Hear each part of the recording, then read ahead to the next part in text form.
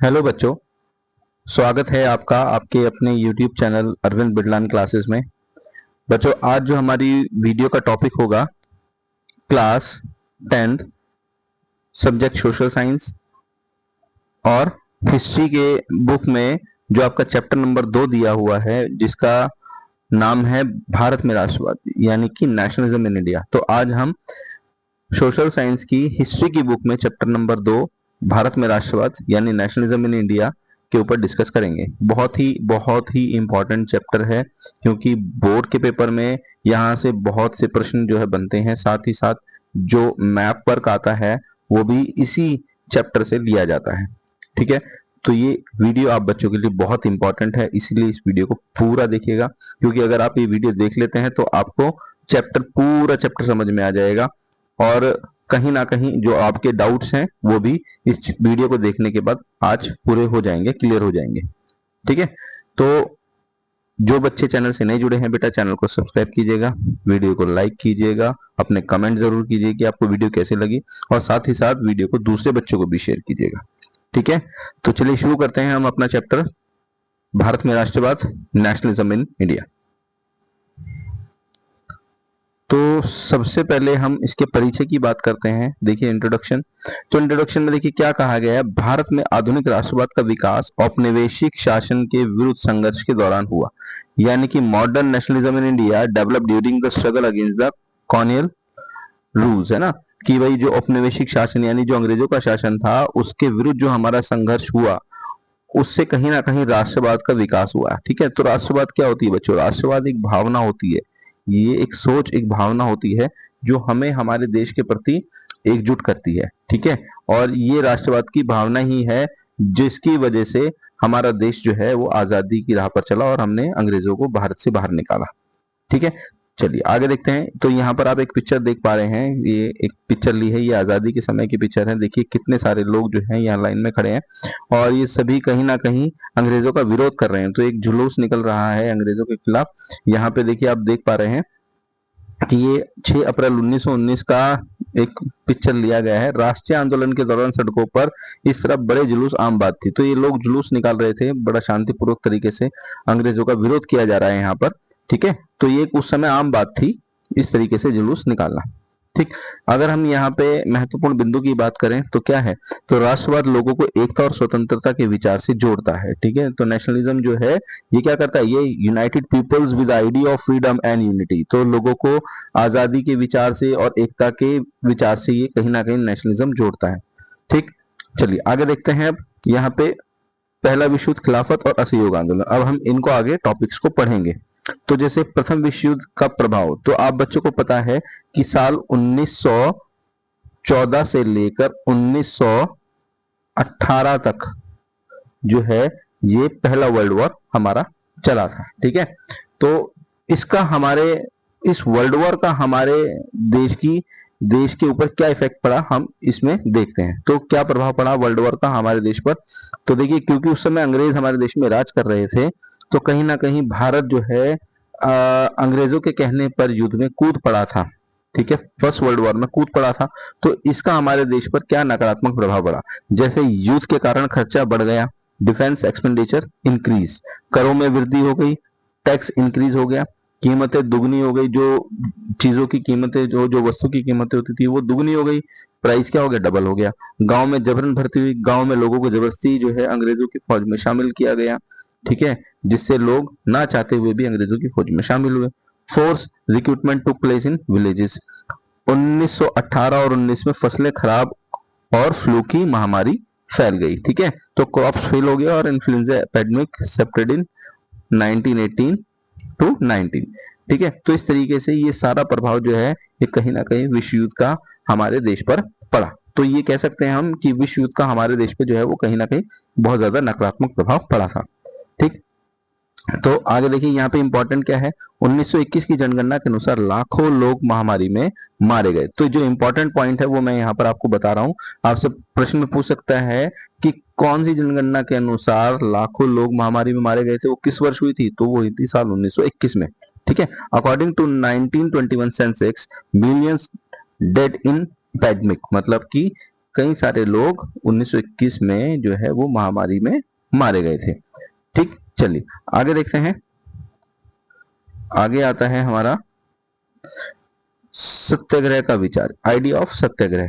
ठीक है, तो यहाँ पे एक पिक्चर देख पा रहे हैं, आपको काफी सारे लोग जो है इस तरीके से लाइन में लगते हुए नजर आ रहे हैं, कहीं ना कहीं जा रहे हैं। ठीक है, तो ये देखिए यहाँ पे इस पिक्चर के बारे में थोड़ा सा डिस्क्राइब किया गया है, मैं आपको बता देता हूँ क्या है इसमें।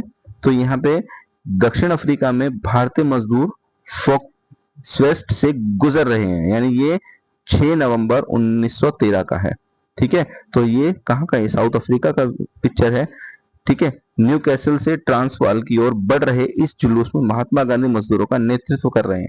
जब जुलूस को रोका गया और गांधी जी को गिरफ्तार किया तो हजारों मजदूर अश्वेतों के अधिकारों का हनन करने वाले नस्ल विरोधी कानूनों के खिलाफ सत्याग्रह में शामिल हो गए। तो कहीं ना कहीं ये गांधी जी की गिरफ्तारी का विरोध किया जा रहा है, इसलिए बहुत बड़े स्तर पर ये जुलूस निकाला जा रहा है। ठीक है, और ये कहाँ की बात है, ये साउथ अफ्रीका की, दक्षिण अफ्रीका की बात है। चलिए, तो यहाँ पर एक पहला प्रश्न आता है, सत्याग्रह क्या है, व्हाट इज सत्याग्रह। आगे कहता है महात्मा गांधी ने सत्य और अहिंसा के आधार पर संघर्ष का मार्ग अपनाया। बिल्कुल सही बात है। तो सत्य और अहिंसा ये दोनों ही महात्मा गांधी के हथियार थे और इसी के आधार पर महात्मा गांधी ने संघर्ष का मार्ग अपनाया। ठीक है, तो ये यहां तक हमारा पॉइंट क्लियर हो गया। ठीक है, उम्मीद करता हूं आपको समझ में आ रहा होगा बच्चों। आगे देखिए, इसमें प्रश्न यहाँ पर हमसे प्रश्न पूछा गया था कि सत्याग्रह क्या है। तो इस प्रश्न का यहाँ पर अर्थ है, देखिए सत्याग्रह क्या है। सत्याग्रह का अर्थ होता है सत्य की शक्ति और अहिंसक विरोध। ठीक है, तो हम ऐसे लिख सकते हैं कि सत्याग्रह क्या है, सत्य के लिए आग्रह, यानी सत्याग्रह क्या है, सत्य के लिए आग्रह करना, आग्रह करना। ठीक है, सत्य के लिए आग्रह करना, यानी कि सत्य की शक्ति और अहिंसक विरोध करना। ठीक है, तो ये इस तरीके से आपसे पेपर में पूछ सकता है। ठीक है, यानी कि satyagraha means the power of truth and non violent resistance. चलिए आगे देखते हैं। अब यहाँ पर हम बात करते हैं गांधी जी के प्रारंभिक आंदोलन की। तो गांधी जी के जो अर्ली मूवमेंट्स थे वो कौन कौन से थे। देखिए यहाँ पर सबसे पहले जो मूवमेंट है गांधी जी का वो आता है साल 1917 में, जिसे हम बोलते हैं चंपारण विद्रोह। ठीक है, चंपारण कहाँ पर है, ये आपका बिहार में है। कहाँ पर है, बिहार में है चंपारण। ठीक है, तो चंपारण विद्रोह 1917 में हुआ था और किसानों को नील की खेती की समस्या थी। जो जो किसान चंपारण में जो किसान थे वो क्या कर रहे थे, वो जबरदस्ती उनसे नील की खेती करवाई जा रही थी, है ना, इंडिगो कल्टीवेशन कराया जा रहा था, जिसका विरोध किसानों ने किया। तो गांधी जी 1916 में जब गांधी जी लखनऊ अधिवेशन में गए हुए थे तो वहीं पर गांधी जी को जो राम शुक्ला नाम का एक व्यक्ति है, राम कुमार शुक्ला नाम का एक व्यक्ति है। ठीक है, तो वो गांधी जी को मिलता है और गांधी जी को वो बिहार चंपारण आने के लिए आग्रह करता है कि आप चलिए और वहां पर हमारी समस्या को देखिए। ठीक है, तो उस व्यक्ति का नाम राजकुमार शुक्ला था। ठीक है, उसे कहीं कहीं राजकुमार शुक्ल भी बोला जाता है। तो उसने गांधी जी को मनाया। तो ये आंदोलन गांधी जी का, जब गांधी जी वहां पहुंचे तो गांधी जी ने देखा और गांधी जी ने इसके खिलाफ, इस नील की खेती के खिलाफ वहां पर चंपारण आंदोलन शुरू किया। तो अंग्रेजी हुकूमत को घुटने टेकने पड़े और ये जबरदस्ती जो है नील की खेती करने से लोगों को मना कर दे कि कोई जबरदस्ती नील की खेती नहीं करेगा। ठीक है, जिसके बाद ये आंदोलन गांधी जी का बहुत सफल हो गया। और यहीं पर ही चंपारण आंदोलन में जब गांधी जी को सफलता मिली तो इस आंदोलन में ही गांधी जी को जो है वो महात्मा की उपाधि दी गई। ठीक है, चंपारण आंदोलन में सफलता के बाद गांधी जी को किसकी, महात्मा की उपाधि दी गई। ठीक है, तो ये आंदोलन 1917 में हुआ था, चंपारण आंदोलन, जो बहुत ही फेमस आंदोलन था गांधी जी का। इसके बाद दूसरा आंदोलन जो है साल 1917 में खेड़ा आंदोलन होता है और ये कहां पर है, गुजरात में है। कहां पर, गुजरात में, ये जगह गुजरात में है। ठीक है, और ये आंदोलन क्या था, ये फसल खराब होने पर लगान माफी की मांग था। तो जब खेड़ा में किसानों की फसलें खराब हो गई तब भी अंग्रेज उनसे जबरदस्ती टैक्स ले रहे थे। तो फसल खराब होने पर उनकी लगान में माफी की जाए, इसके सापेक्ष में यह आंदोलन किया गया। ठीक है, जिसका नाम खेड़ा आंदोलन था और खेड़ा कहाँ पर है, गुजरात में है। और यह आंदोलन 1917 में हुआ था। Demand for tax relaxation after the crops fail. ठीक, आगे जो गांधी जी का आंदोलन था वो था अहमदाबाद मील मजदूर आंदोलन। ठीक है, तो ये 1918 में हुआ था और मजदूरों के वेतन की मांग बढ़ाने के लिए आंदोलन किया गया था, डिमांड फॉर हायर वेजेस। ठीक है, ये भी आंदोलन गांधी जी का सफल रहा था। तो आपने देखा कि जो ऊपर के तीनों आंदोलन थे, चाहे वो चंपारण हो, चाहे वो खेड़ा हो, चाहे वो अहमदाबाद मील मजदूर आंदोलन हो, ये सभी आंदोलन गांधी जी के फेमस रहे थे। और गांधी जी जो है वो जनता से जुड़ते चले गए थे और जनता का एक बहुत बड़ा जो संख्या ये कह सकते हैं, जो भीड़ कह सकते हैं, वो गांधी जी के साथ अब धीरे धीरे जुड़ती जा रही थी। ठीक है, चलिए आगे देखते हैं। अगला जो यहाँ पर टॉपिक है, यहाँ पर है रॉल एक्ट। ठीक है। रॉल एक्ट जो है ये एक कानून था, ठीक है। रॉल एक्ट क्या था? एक कानून था जिसका जिसको हथियार के रूप में किसने? अंग्रेजी सरकार ने इस्तेमाल किया, अंग्रेजी सरकार ने इस्तेमाल किया। तो सिडनी रॉलेट नाम के एक व्यक्ति थे जिनका नाम था क्या? सिडनी सिडनी सिडनी रॉलेट नाम के एक व्यक्ति थे। तो उसको रॉलेट एक्ट का क्या हेड बनाया गया। और बेसिकली इस रॉलेट का इस्तेमाल जो है वो भारतीय जो आंदोलन थे, भारतीय जो जुलूस थे, जो ये विद्रोह कर रहे थे भारतीय लोग, इनके आंदोलन को दबाने के लिए इस सिडनी रॉलेट नाम के व्यक्ति के द्वारा ये रॉलेट कानून लाया गया, ठीक है। तो सिडनी रॉलेट के नाम से ही ये नाम पड़ा इसका, रॉलेट कानून, ठीक है। इसे किसका नाम? इसे एक काला कानून भी कहा गया है, काला कानून, ठीक है। क्योंकि इसमें अगर किसी भी व्यक्ति को संदेह के आधार पर गिरफ्तार कर सकती थी अंग्रेजी सरकार। अगर कोई व्यक्ति गिरफ्तार हो जाता था तो ना वो व्यक्ति अपील कर सकता था, ना वो अपनी दलील दे सकता था, और ना ही उसे वकील करने की अपनी कोई इजाजत मिलती थी। तो इसीलिए इस रॉलेट कानून को काला कानून भी कहा गया है, ठीक है बच्चों। चलिए, तो यहाँ आप पिक्चर देख रहे हैं, ठीक है। ये उस समय पंजाब की पिक्चर है। तो देखिए यहाँ पे लिखा हुआ है, जनरल डायर के हुक्म से सिपाही लोगों को घसीट कर चलाने के लिए मजबूर जो है कर रहे थे। और ये पंजाब 1919 का है, क्योंकि जो लोग विरोध कर रहे थे उस समय पंजाब में, तो उनको इस तरीके से जबरदस्ती पकड़कर उन्हें गिरफ्तार किया जा रहा था, ठीक है। तो यहाँ पर आप देख रहे हैं 1919 में अंग्रेजों ने रोल एक्ट को लागू किया। British introduce the Rowlatt act in 1919, ठीक।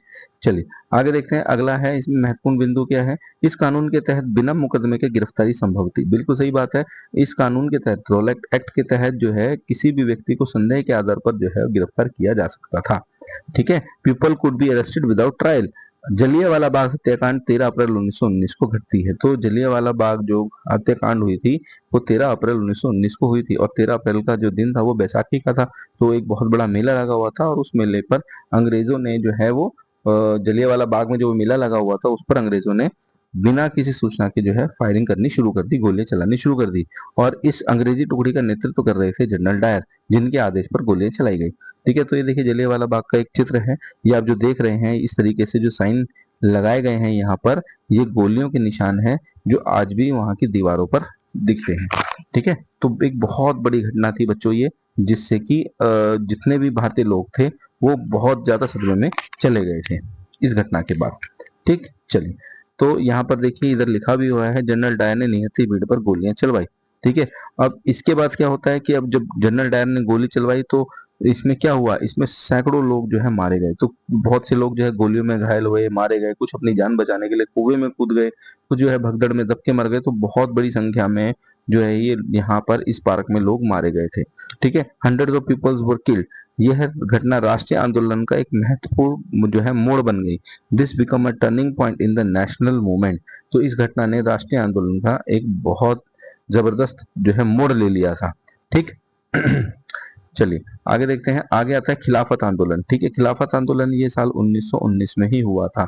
इस आंदोलन को शुरू करने वाले जो थे वो थे अली बंधु, अली बंधु, ठीक है। अली बंधु, यानी एक थे शौकत अली, एक थे शौकत अली, शौकत शौकत अली, ये नाम आपको पता होना चाहिए बच्चों, ठीक है। और दूसरे थे मोहम्मद अली, मोहम्मद अली। तो ये दोनों भाई थे, शौकत अली और मोहम्मद अली, इन दोनों ने ही साल 1919 में खिलाफत आंदोलन शुरू किया था, ठीक है। किसके खिलाफ? अंग्रेजों के खिलाफ। चलिए आगे कहता है, मुस्लिम नेताओं ने खिलाफत आंदोलन शुरू किया। अभी मैंने आपको नाम बता दिया है, दो लीडर थे, मोहम्मद अली और शौकत अली। तो मुस्लिम लीडर स्टार्ट द खिलाफत मूवमेंट। गांधी जी ने हिंदू मुस्लिम एकता के ये जो समर्थन किया। तो Gandhi supported the Hindu Muslim unity. और गांधी जी हमेशा से हिंदू मुस्लिम एकता पर जोर देते थे। गांधी जी कभी नहीं चाहते थे कि भारत का बंटवारा हो, ठीक। चलिए आगे देखिए, आगे यहाँ पर आता है असहयोग आंदोलन यानी नॉन कॉर्पोरेशन मूवमेंट। तो आपको सबसे पहले इसकी डेट पता होनी चाहिए, यानी 1 अगस्त साल 1920 को ये मूवमेंट शुरू हुआ था, नॉन कॉर्पोरेशन मूवमेंट। आपको ये डेट याद होनी चाहिए बच्चों, क्योंकि जितना आप ये डेट्स अपने आंसर में लिखेंगे उतना ही फायदा आपको जो है मिलने वाला है, ठीक। तो इसका उद्देश्य क्या था असहयोग आंदोलन का? ब्रिटिश शासन का शांतिपूर्ण बहिष्कार, यानी कि peaceful boycott of British rule, ठीक। चलिए अब इसका क्या क्या आंदोलन के क्या क्या कार्यक्रम थे जो असहयोग आंदोलन था। तो प्रोग्राम ऑफ द मूवमेंट क्या क्या इसके?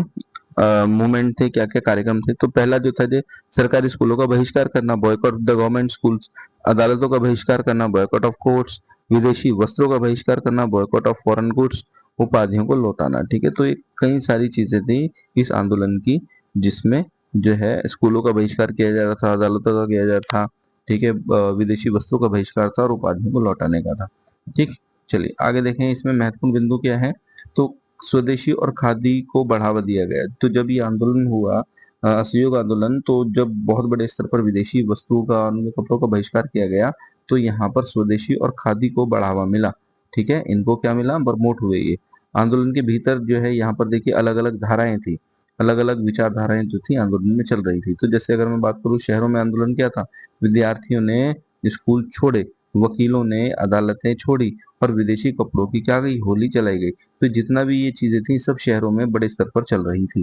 ठीक, चलिए आगे देखें, यहाँ पे इंपॉर्टेंट पॉइंट है, 1921-22 में विदेशी कपड़ों पर आयात आधा रह गया। ठीक है, तो इस तरीके से क्या हो गया, foreign of imports of the foreign clothes reduce drastically. तो यहाँ पर ये देखिए, ये यहाँ पे आपको दिखा देते हैं।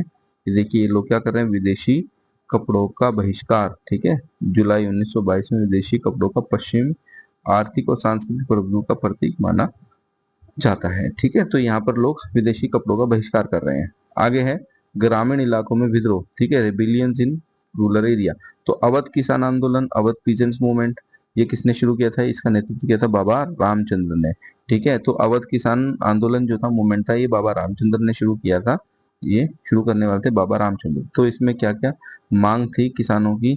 ठीक है, पहला था कि लगान जो है कम होना चाहिए, बेगार प्रथा खत्म होनी चाहिए। तो ये सबसे बड़ी मांग थी कि लगान कम हो और बेगार प्रथा जो है वो खत्म हो। ठीक, चलिए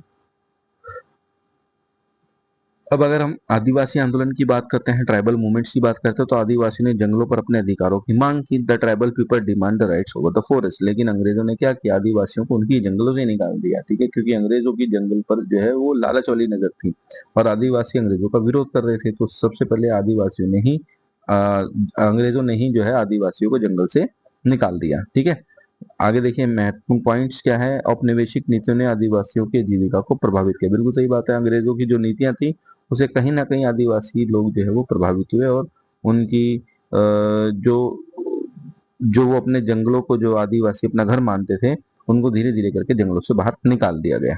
ठीक है, चलिए आगे देखिए, अब यहाँ पे तो आगे यहाँ आता है बगानों में स्वराज। ठीक है, जो नील के बगाने, चाय के बगान में जो काम कर रहे थे, वो मजदूर किस तरीके से स्वराज को देख रहे थे। तो मजदूरों ने समझा कि गांधी राज आने वाला है। Workers believe Gandhi Raj in coming. वे बगानों से निकलकर अपने गांव लौटना चाहते थे। They wanted to return to their village.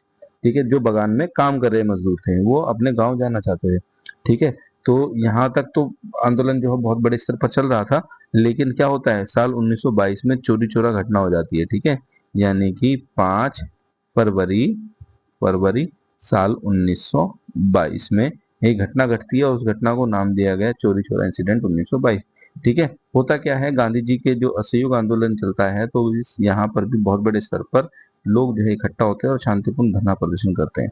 ठीक है, लेकिन अंग्रेजों के द्वारा उनको रोका जाता है और उन पर गोली चलाई जाती है। तो जब भीड़ को गुस्सा आ जाता है और वो पुलिस थाने में आग लगा देती है, जिसमें कि कई सारे पुलिस वाले मारे जाते हैं। और गांधी जी को जब ये बात पता लगती है कि उनका आंदोलन जो है वो अहिंसावादी था, लेकिन वो हिंसा के रास्ते पे चल पड़ा, तो गांधी जी इस आंदोलन को 1922 में ही खत्म कर देते हैं, समाप्त कर देते हैं।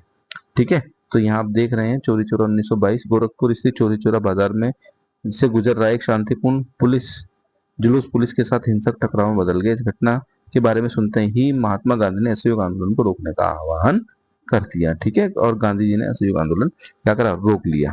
ठीक, आगे देखिए, कहता है हिंसक घटनाओं के बाद गांधी ने असहयोग आंदोलन वापस ले लिया। After the violent incident Gandhi ji withdraw the non cooperation movement. ठीक, चलिए आगे देखते हैं, इंपॉर्टेंट क्या है इसमें, गांधी जी के अहिंसा के सिद्धांतों से समझौता नहीं करना चाहते। तो बिल्कुल सही बात है, गांधी जी के जो अहिंसावादी सिद्धांत थे, गांधी जी उनके साथ समझौता नहीं करना चाहते थे किसी भी कीमत पर।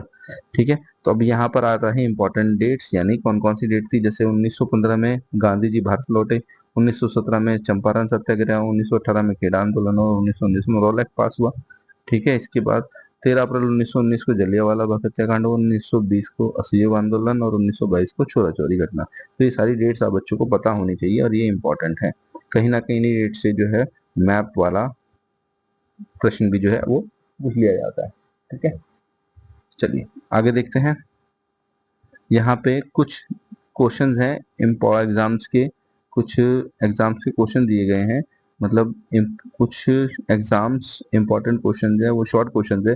जैसे सत्याग्रह क्या है, इसका आंसर आपको खुद से लिखना है। ठीक है, रॉल एक्ट क्यों लाया गया, ताकि जो भारतीय जनता थे उन पर जो है लगाम लगाई जा सके, वो अंग्रेजों का विरोध जो है ना कर सके। खिलाफत आंदोलन क्या था, खिलाफत आंदोलन मैंने आपको बताया था कि ये टर्की से शुरू किया गया था। मोहम्मद अली और शौकत अली दो भाई थे जिन्होंने, भारत के थे, और ये दोनों इन्होंने टर्की के साथ मिलकर ही खिलाफत आंदोलन मतलब भारत में भी किया, क्योंकि कहीं ना कहीं टर्की में जो खलीफा पद होता था उस पर अंग्रेजों ने प्रतिबंध लगा दिया, जिसके बाद ये आंदोलन जो है शुरू हो गया। और भारत में मोहम्मद अली और शौकत अली ने ये आंदोलन शुरू किया, खिलाफत मूवमेंट। बाद में गांधी जी के कहने पर जो गांधी जी के कहने पर खिलाफत आंदोलन और असहयोग आंदोलन दोनों एक हो गए थे। ठीक है, चलिए अब देखिए यहाँ पर कुछ लॉन्ग क्वेश्चंस भी है। असहयोग आंदोलन के कारण और प्रभाव बताने, जलियांवाला बाग हत्याकांड का वर्णन करना और ग्रामीण क्षेत्र में आंदोलन की विशेषताएं भी बतानी है। ठीक है, अब यहाँ पे आता है हमारा वन लाइनर, तो एक तरीके से रिवीजन हो जाएगा बच्चों। गांधी जी क्या करते थे, सत्य और अहिंसा की बात करते थे। रॉल एक्ट क्या है, काला कानून क्या, जलियांवाला बाग जो है इसमें क्रूर हत्याकांड होता है। ठीक है, इसके बाद असहयोग आंदोलन क्या है, ब्रिटिश शासन के बहिष्कार करना। चोरी और चोरा क्या है, आंदोलन समाप्त। ठीक है, तो मूवमेंट विड्रॉ। ठीक है बच्चों, तो यहां तक उम्मीद करता हूं आपको समझ में आया होगा। आगे हम बात करते हैं बच्चों सविनय अवज्ञा आंदोलन की ओर, यानी towards the civil disobedience movement. ठीक है, तो एक बहुत बड़ा आंदोलन था, ये भी क्या था, एक आंदोलन था, एक आंदोलन था, ये भी बहुत बड़ा आंदोलन था, जिसे शुरू करने वाले कौन थे, गांधी जी। तो गांधी जी के द्वारा ही ये सिविल डिसोबीडियंस यानी सविनय अवज्ञा आंदोलन जो है शुरू किया गया था। ठीक है, तो यहाँ आप चित्र देख रहे हैं जिसमें गांधी जी और उनके दूसरे साथी जो है कहीं ना कहीं विचार विमर्श कर रहे हैं कि किस तरीके से उनको आगे चीजें प्लान करनी है। ठीक है, तो यहाँ पर लिखा भी हुआ देखिए, इलाहाबाद, यहाँ पे कहते हैं इलाहाबाद में कांग्रेस के नेताओं की बैठक 1931 में। महात्मा गांधी के अलावा इस चित्र में सरदार पटेल, वल्लभ भाई पटेल सबसे ऊपर, जवाहरलाल नेहरू सबसे दाएं और सुभाष चंद्र बोस बाएं से 5वें को देख सकते हैं। तो बड़े बड़े लीडर्स जो इस फोटो में नजर आ रहे हैं, आप देख पा रहे होंगे। ठीक है, चलिए आगे देखिए असहयोग आंदोलन। अब यहाँ पे देखिए, यहाँ लिखा हुआ है असहयोग आंदोलन की वापसी। ठीक है, असहयोग आंदोलन की वापसी 1922 में। क्यों, क्योंकि फरवरी 1922 में महात्मा गांधी ने असहयोग आंदोलन को वापस ले लिया था। In February 1920 Mahatma Gandhi withdraw the non cooperation movement. कारण क्या था कि आंदोलन जो है वो हिंसक होता जा रहा था। ठीक है, मैंने भी बताया था कि गुस्साई भीड़ ने, जब अंग्रेजों ने इस भीड़ को रोकने के लिए गोली चलाई जिसमें कुछ लोग मारे गए, और भीड़ को गुस्सा आ गया और उन्होंने पुलिस थाने में आग लगा दी, जिसमें 22 से 23 पुलिस वाले जो है जिंदा जल गए। तो जब आंदोलन हिंसक होता गया तो ये देख के गांधी जी ने अपना ही आंदोलन 1922 में, ठीक है, वापस ले लिया। ठीक है, चलिए आगे देखिए। आगे कहता है इस आंदोलन के बाद, इस चोरी चोरा मतलब आंदोलन के बाद जो थे, कुछ घटना ऐसी थी कि कुछ जो भारतीय नेता थे वो क्या करना चाहते थे, वो चाहते थे कि परिषद के चुनाव में भाग लें, यानी कुछ नेता परिषद चुनाव में भाग लेना चाहते थे। Some leaders wanted to participate in councils election. ठीक है, इलेक्शन में भाग लेना चाहते थे। तो इसी के साथ ही जो सी आर दास और मोतीलाल नेहरू ने स्वराज पार्टी की स्थापना की। तो 1923 में, वर्ष 1923 में मोतीलाल और सी आर दास ने क्या करा, एक स्वराज पार्टी बनाई। ठीक है, स्वराज पार्टी को स्थापित किया। तो आपसे पूछ सकता है स्वराज पार्टी किसने बनाई थी, सी आर दास यानी चित्तरंजन दास और मोतीलाल नेहरू ने बनाई थी। ठीक है, ये स्वराज पार्टी। ठीक है, चलिए अब यहाँ पर देखिए इंपॉर्टेंट पॉइंट क्या है। स्वराज पार्टी का उद्देश्य ब्रिटिश नीतियों का परिषदों के अंदर विरोध करना था। तो ये जो भी ब्रिटिश नीतियां थी उसका विरोध करने के लिए स्वराज पार्टी को बनाया गया था। ठीक है, चलिए अब इसके बाद देखिए हम पढ़ रहे हैं आर्थिक मंदी का प्रभाव। तो आपको पता होना चाहिए कि साल 1929 में एक वैश्विक आर्थिक मंदी आई थी। तो उस मंदी का भी पूरी दुनिया पर प्रभाव पड़ा था, नकारात्मक। ठीक है, तो हमारे देश में भी उस मंदी का क्या प्रभाव पड़ा, अब हम उन्हें देखते हैं। ठीक है, तो कहता है 1926 में कृषि उत्पादों की कीमतें गिरने लगी, तो agriculture price start falling from 1926 किसानों की आय कम होगी, फार्मर्स कम टू डिक्लाइन, लगान देना कठिन हो गया, ठीक है, paying the land revenue become difficult. तो जैसे जैसे कीमतें जो है वो कृषि उत्पादों की कीमतें गिरने लगी, तो किसानों की आय कम होगी, और आय कम होगी तो किसान जो है वो अंग्रेजों को लगान नहीं दे पाएंगे। ठीक, तो ये क्या कहता है आगे देखिए, कहता है 1930 तक ग्रामीण क्षेत्रों में भारी असंतोष फैल गया, ठीक है, wide separate unrest separate in the rural areas. ठीक, अब आगे हम देखते हैं, यहाँ आता है साइमन कमीशन। ठीक, तो साइमन कमीशन जो है ये इसका कैसे विरोध किया, protest against the Simon commission. ठीक, तो साइमन कमीशन जो है ये साल 1928 में भारत में आया था, और इसको बेसिकली इसीलिए भेजा गया कि ताकि जो है साइमन कमीशन ये देख सके कि भारतीय इतने कैपेबल हैं कि वो अपना संविधान बना सके। ठीक है, तो इसकी जांच के लिए साइमन कमीशन को भारत भेजा गया।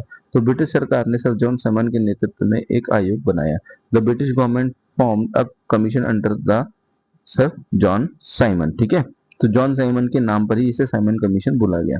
आयोग में कोई भी भारतीय सदस्य नहीं था। ठीक है, चलिए आगे देखते हैं। तो अब इसमें देखिए क्या लिखा हुआ, 1928 में भारत आने पर इसका विरोध हुआ। It was protest against when it come to India 1920। तो 1928 में जब ये भारत में आया तो इसका बहुत बड़े स्तर पर जो है विरोध किया गया, क्योंकि साइमन कमीशन में कोई भी सदस्य साइमन अंग्रेज जो है वो हिंदुस्तानी नहीं था। सातों के साथ जो अंग्रेज इसमें सदस्य थे वो अंग्रेज थे, और इसमें नारा दिया गया क्या, Simon go back. Simon go back का नारा बाल गंगाधर तिलक के द्वारा, सॉरी लाला लाजपत राय के द्वारा दिया गया है ना। तो साइमन गो बैक का नारा जो है लाला लाजपत राय के द्वारा दिया गया था। ठीक, चलिए अब देखते हैं इसमें क्या इंपॉर्टेंट पॉइंट है। कांग्रेस और मुस्लिम लीग दोनों ने इसका विरोध किया, तो कांग्रेस और मुस्लिम पोज इट। ठीक, चलिए आगे देखिए, अब आता है यहाँ पे पूर्ण स्वराज यानी कंप्लीट इंडिपेंडेंट। तो दिसंबर 1929 में लाहौर अधिवेशन में कांग्रेस ने पूर्ण स्वराज की मांग को स्वीकार किया। Lahore session in 1929 Congress accept the demand for the Purna Swaraj. 26 जनवरी 1930 को स्वतंत्र दिवस मनाने का निर्णय लिया गया, यानी 26 जनवरी 1930 को हर साल क्या मनाया जाएगा, इंडिपेंडेंट डे मनाया जाएगा। और ये बात कब रखी गई, ये लाहौर अधिवेशन के दौरान 1929 में दिसंबर के महीने में रखी गई कि 26 जनवरी को 1930 से हम क्या मनाएंगे, स्वतंत्रता दिवस मनाएंगे। ठीक, तो अब यहाँ पे इंपॉर्टेंट पॉइंट क्या है, लोगों ने स्वतंत्रता के संघर्ष की शपथ ली। ठीक है, इसके बाद नमक यात्रा और सविनय अवज्ञा आंदोलन। तो इसमें नमक यात्रा में जो था ये क्या है, नमक को एक प्रतीक क्यों चुना गया। ठीक है, क्यों चुना गया, क्योंकि नमक पर अमीर और गरीब सभी उपयोग करते हैं। ठीक है, इसका सभी उपयोग करते हैं नमक का, और नमक कर जो है ब्रिटिश सरकार का शोषण का प्रतीक था। ठीक है, इसीलिए नमक को जो है आंदोलन में, नमक सविनय अवज्ञा आंदोलन में चुना गया। ठीक, चलिए आगे देखिए इंपॉर्टेंट पॉइंट क्या कहता है, महात्मा गांधी ने नमक को जन आंदोलन का शक्तिशाली प्रतीक बना दिया। Mahatma Gandhi made salt power symbols of the mass protest. ठीक, तो यहाँ पर आप देख पा रहे हैं, अब इधर देखिए दांडी यात्रा, ये नमक आंदोलन की यात्रा है। तो गांधी जी देखिए अपने साथियों के साथ पैदल चल रहे हैं ये, और जहां जहां से गांधी जी का काफिला निकलता था वहां के गांव के देहात के लोग भी उनके साथ जुड़ते चले जाते थे। ठीक है, तो ये देखिए यहाँ लिखा भी हुआ है क्या, कि नमक यात्रा के दौरान महात्मा गांधी के साथ उनके 78 सहयोगी थे। रास्ते में हजार लोग इस यात्रा में जुड़ते चले गए। ठीक है बच्चों, तो यहाँ पर देखिए, अब आगे देखिए कहता है 12 मार्च 1930 को गांधी जी ने साबरमती आश्रम से यात्रा शुरू करी।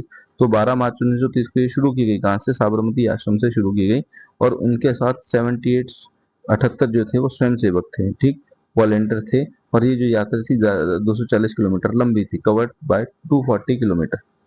चलिए, अब 6 अप्रैल 1930 को 6 अप्रैल 1930 को दांडी पहुंचकर उन्होंने नमक कानून तोड़ा। 6 अप्रैल 1930 को salt law was broken by the Dandi at the Dandi. ठीक है, अब यहाँ पे कुछ इंपॉर्टेंट पॉइंट है क्या, यहीं से सविनय अवज्ञा आंदोलन शुरू हुआ। The civil disobedience movement began from here. ठीक, तो यहाँ पर आप देख पा रहे हैं, इधर एक फोटो है, तो ये गांधी जी हो गए, ये हमारे जवाहरलाल नेहरू हो गए, और मौलाना आजाद हो गए। ठीक है, ये मीटिंग में बात करते हुए दिख रहे होंगे आपको। ठीक, यहाँ पे लिखा भी हुआ है, देखिए क्या लिखा है, महात्मा गांधी, जवाहरलाल नेहरू और मौलाना आजाद, सेवा वर्ग आश्रम, वर्धा 1935 में। ठीक, तो ये 1935 का फोटो है। ठीक, अब नमक आंदोलन का मुख्य रूप क्या था, तो इस दांडी आंदोलन का मुख्य रूप क्या था, नमक कानून तोड़ना, विदेशी वस्त्रों का बहिष्कार करना, शराब की दुकानों पर पिकेटिंग करना, लगान न देना, और जंगली कानूनों को उल्लंघन करना। ठीक है, तो ये सारे के सारे जो थे ये सविनय अवज्ञा आंदोलन और की जो है ये एक पॉइंट थे। ठीक है, चलिए आगे देखते हैं।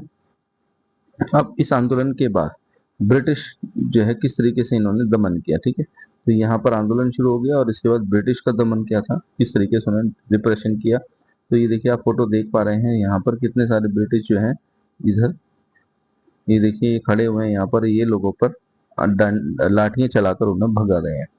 ठीक है, तो यहाँ पे लिखा भी हुआ है सत्याग्रही पर हमला करती पुलिस 1930 में। तो हजारों लोगों को गिरफ्तार किया गया, गांधी जी और अबुल गफार खान को गिरफ्तार कर लिया गया। ठीक है, शांतिपूर्ण सत्याग्रह पर लाठीचार्ज हुआ। तो इसमें गांधी जी को भी गिरफ्तार कर लिया, खान अब्दुल गफार खान को गिरफ्तार कर लिया, बहुत से लोगों को गिरफ्तार करके जेल में डाल दिया गया। ठीक, चलिए आगे देखिए इंपॉर्टेंट पॉइंट क्या है। यहाँ पर 1 लाख लोगों को गिरफ्तार किया गया, गांधी इरविन पैक्ट 1931 में। तो यहाँ पर देखिए क्या कहते हैं, मार्च 1931 में गांधी 31 में समझौता हुआ, और इस समझौते को गांधी इरविन पैक्ट बोला गया। ये हुआ था 5 मार्च, ये डेट याद रखना, 5 मार्च 1931 को ये हुआ था। ठीक है, तो गांधी इरविन पैक्ट, इसमें गांधी जी ने आंदोलन वापस ले लिया, जो सविनय अवज्ञा आंदोलन था वापस ले लिया, और गांधी जी के कहने पे अंग्रेजों ने राजनीतिक कैदियों को रिहा कर दिया। ठीक है, गांधी जी दूसरे गोलमेज सम्मेलन में शामिल हुए। ठीक है, तो यहाँ से गांधी जी अब दूसरे गोलमेज सम्मेलन में शामिल होने के लिए जाते हैं। ठीक है, चलिए अब यहाँ देखिए, यहाँ क्या कहता है, लोगों ने आंदोलन को कैसे लिया। तो किसान थे और संपन्न किसान थे, कम लगान कम करवाना चाहते थे, आंदोलन का उन्होंने समर्थन किया। ठीक, गरीब किसान थे और किराया और लगान से परेशान थे, अंग्रेजों ने उनकी सभी मांगे, कांग्रेस ने उनकी सभी मांगे नहीं मानी। ठीक, ठीक, तो अगर हम, ये तो हो गया हमारा सोसाइटी से। अगर हम व्यवसाय यानी बिजनेस क्लास की बात करें, तो विदेशी वस्तुओं के आयात पर विरोध किया गया। ठीक है, स्वराज को व्यापार वृद्धि का अवसर माना।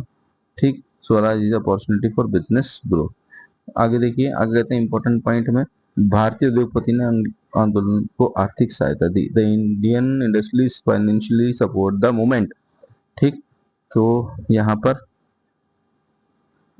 मजदूरों ने भी जो है आंदोलन में भाग लिया, और मजदूर कम वेतन और खराब परिस्थिति से परेशान थे। ठीक है, तो मजदूरों ने भी जो है इस आंदोलन में भाग लिया, सविनय अवज्ञा आंदोलन में। तो आगे देखिए महिलाओं की क्या भागीदारी रही। तो महिलाओं की भागीदारी क्या थी, हजारों महिलाओं ने जुलूसों और पिकेटिंग में भाग लिया, कई महिलाओं को जेल भी हुई। ठीक है, तो महिलाओं ने सविनय अवज्ञा आंदोलन के दौरान जुलूसों में भाग लिया और वो जेल भी हुई। ठीक है, अगर हम बात करें इंपॉर्टेंट पॉइंट की, तो राष्ट्रीय आंदोलन में पहली बार महिलाओं की बड़े पैमाने पर भागीदारी हुई। ठीक, चलिए अब इस आंदोलन की क्या सीमाएं थी, लिमिटेशन क्या थी, तो उसको भी जान लेते हैं। क्या है limitations, limits of the civil disobedience movement. तो आंदोलन पूरे देश में समान रूप से नहीं फैला। The movement was not equally successful across the country. कुछ लोगों ने बढ़ चढ़ कर भाग लिया, जबकि कई स्थानों पर इसका प्रभाव कम रहा। ठीक, यानी कि ग्रामीण क्षेत्रों और शहरी क्षेत्रों में आंदोलन की तीव्रता अलग अलग थी। Instance intensity of the movement deferred from rural and urban areas. ठीक है, चलिए आगे कहता है कि सभी सामाजिक वर्ग शामिल नहीं हुए थे इस आंदोलन में। No social groups are participated. बड़े जमींदार, बड़े व्यापारी और कुछ अमीर वर्ग आंदोलन से दूर रहे। कई दलित और मजदूर वर्ग अपनी अलग समस्याओं को पूरी नहीं तरह से नहीं जुड़े थे। ठीक, चलिए आगे, ब्रिटिश सरकार का कठोर दमन। ब्रिटिश सरकार ने दमन किया, अंग्रेजी सरकार ने गिरफ्तारी की, लाठीचार्ज की और दमनकारी कानूनों का प्रयोग किया। हजारों स्वतंत्र सेनानियों को जेल भेज दिया गया। ठीक, आगे देखिए, आगे कहता है विभाजन, सांप्रदायिक विभाजन हुआ, हिंदू और मुस्लिमों के बीच मतभेद बढ़ने लगे। Difference between the Muslim start increasing. Muslim League ने आंदोलन का पूर्ण समर्थन नहीं किया। Muslim League did not fully support the movement. आगे देखिए, आगे कहता है आंदोलन बीच में ही वापस लेना पड़ा, the movement had to withdraw mid way. Gandhi ji ने हिंसा बढ़ाने और समझौतों के कारण आंदोलन को कई बार रोका। ठीक है, हिंसा बढ़ने लगी और समझौते जो टूट रहे थे, जिस पर गांधी ने कई बार आंदोलन को रोका। ठीक है, और इससे कुछ लोगों में क्या हो गई, निराशा फैल गई, क्योंकि ये 1922 जो ये असहयोग आंदोलन शुरू हुआ था, उस समय ऐसा लग रहा था कि भारत आजाद हो जाएगा। बट जब गांधी जी ने असहयोग आंदोलन को वापस ले लिया, तो लोग बड़ा परेशान हुए और उनकी उम्मीद टूट गई थी। ठीक, अब यहाँ पे देखिए दलितों की स्थिति क्या थी। गांधी जी ने दलितों को हरिजन कहा। डॉक्टर बी आर अम्बेडकर ने दलितों के राजनीतिक अधिकार चाहते थे। ठीक है, तो अम्बेडकर साहब जो है दलितों को राजनीतिक अधिकार दिलाना चाहते थे, साथ ही साथ उन्होंने जो है गांधी जी को क्या बोला, गांधी जी ने दलितों को, सॉरी गांधी जी ने दलितों को हरिजन बोला है ना। चलिए अब यहाँ पे कुछ इंपॉर्टेंट चीजें हैं, जैसे पूना पैक्ट कब हुआ था, 1932 में हुआ था। तो मुस्लिम समुदाय की क्या प्रतिक्रिया थी, कई मुस्लिम कांग्रेस से दूर हो गए, यानी Muslim had to move away from Congress, Congress से दूर हो गए। ठीक है, उन्हें हिंदू बहुत सिंह के शासन का डर था। दे फियर्ड हिंदू मेजोरिटी डोमिनेशन। मुस्लिम लीग ने अलग प्रतिनिधि की मांग की। The Muslim league demand separate representation. ठीक है बच्चों, चलिए अब इसमें महत्वपूर्ण वर्ष और महत्वपूर्ण तिथियां, जैसे 1919 में क्या हुआ था, तो 1919 में आप देख रहे हैं रोलैक्ट हुआ था, जलियांवाला बाग हत्याकांड था, 1920 में असहयोग आंदोलन हुआ, 1922 में चोरी चोरा घटना हुई, 1928 में साइमन कमीशन का विरोध हुआ और 1929 में पूर्ण स्वराज की घोषणा हुई, 30 में दांडी यात्रा और सविनय अवज्ञा आंदोलन, 31 में गांधी इरविन समझौता और 32 में पूना पैक्ट। तो ये इंपॉर्टेंट है पूना पैक्ट, आपसे पूछ लेते हैं कि पूना पैक्ट किसके बीच में हुआ था, तो पूना पैक्ट गांधी जी प्लस में डॉक्टर अंबेडकर इनके बीच में हुआ। ठीक है, पूना पैक्ट 1932 में है। तो यहाँ पर अब देखिए कोई विजन पॉइंट है, जैसे पूर्ण स्वराज की घोषणा 1929 में हुई, दांडी यात्रा 12 मार्च 1930 को हुई, नमक कानून तोड़ा गया 6 अप्रैल 1930 को, गांधी इरविन समझौता 1931 को, पूना पैक्ट 1932 को।